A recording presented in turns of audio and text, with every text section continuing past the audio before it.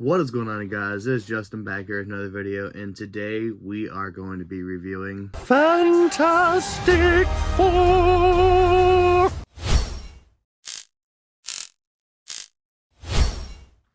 So without further ado, we are going to get right into this review. First off, I want to show off some stuff I got from the movie theater. So I got the popcorn bucket right here, Fantastic Four bucket. Very, very cool. We'll actually set that right there so that could be in the background for the review. And then I did end up picking up the cup as well. So we'll put that right there too while we talk about the movie. And then, obviously throughout Target, Walmart, stuff like that, I did find most of the Fantastic Four. As you guys know, I found these guys at Walmart. We got Sue Storm and Reed Richards right there. And then we also had the Thing. I found all these guys at Walmart. And then my mom and my sister were at Target the other day, and they found the Human Torch inside of the spacesuit, which I thought was really cool because I didn't even think they had these out. I thought these were San Diego Comic-Con exclusives. But very happy that they found those. But yeah, this movie was amazing. Dare I say it was fantastic. It started out, it felt like a fresh slate. You really don't need to know anything about the Marvel Universe, like, through Endgame and everything, and the whole thing they did before, where it had, like, some of the bad movies, some of the good movies. This is, like, a fresh slate. They're on their own universe, and the whole movie is really, really good. I don't want to give too much away. This isn't going to be a spoiler review. It's just going to be, like, a little recap of it.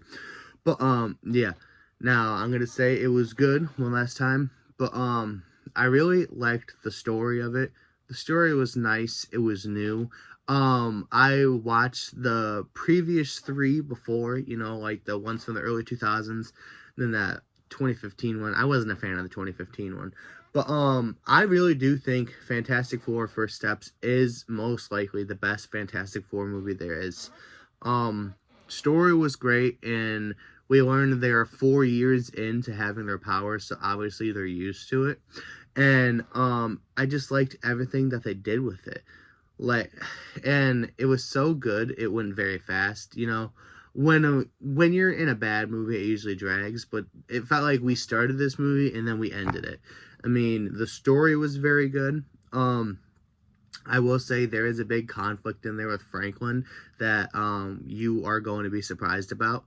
I did say most of the movie I was feeling kind of hopeless for them because some of the stuff they were doing, I was like, are you kidding me? Like, you're really gonna attempt that? And they're like, well, it's Marvel, they're not gonna do it. But then at sometimes you're like, oh my god, they're gonna do it. And Galactus, he was just amazing visually. I forget the actor who plays him. If I find it, I'll put it right here. But his deep voice that he has, I watched interviews of him. His voice is like so naturally deep. It really brought the character of Galactus to life. It was so crazy. And Silver Surfer was another great addition. But I really liked Pedro Pascal's take on Reed Richards, because, you know, a lot of people say Reed is basically like Tony Stark. He is. He thinks he has to solve everything.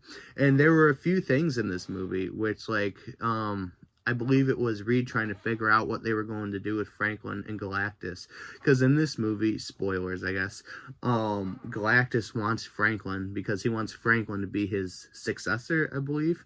And he says he'll spare the Fantastic Four's world if they give him little Franklin right here. But obviously they don't want to do that. And Sue walked in on Reed basically considering it. And he was like, you know, I only think of the bad stuff so that we can prevent the bad stuff from happening.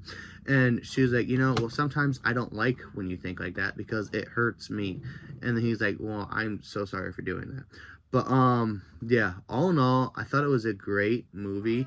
You know, it did really feel hopeless at some times, and I loved what they did with the Thing, how they had him looking in this movie. This is probably the best version of the Thing they've had in live action. And I believe his name is Evan Moss Backrack. I could be wrong. Sorry if I butchered that. But he was great as the Thing. Obviously, we learned that the Thing has accepted that he's basically a big rock person. We did find out that he does have a love interest in this movie. I forget her name. I want to say it was Vanessa, but I'm most likely wrong about that. If I am wrong about it, which I'm sure I am, correct me down in the comments below. But yeah. And surprisingly, the Thing is the one that took the backseat in this movie. Johnny, the Human Torch, actually did some cool stuff in this movie. He decrypted Silver Surfer's language and stuff like that. And yeah, just the whole thing was very, very interesting. And I love this movie so much. I'm going to give it a 10 out of 10. The movie was great. Post-credit scene was even better. Only thing I'll tell you is I'm going to give it 5 big dooms. So, yeah. I would love to know what you guys think about the Fantastic Four down in the comments below. Like I said, me personally, I really loved it.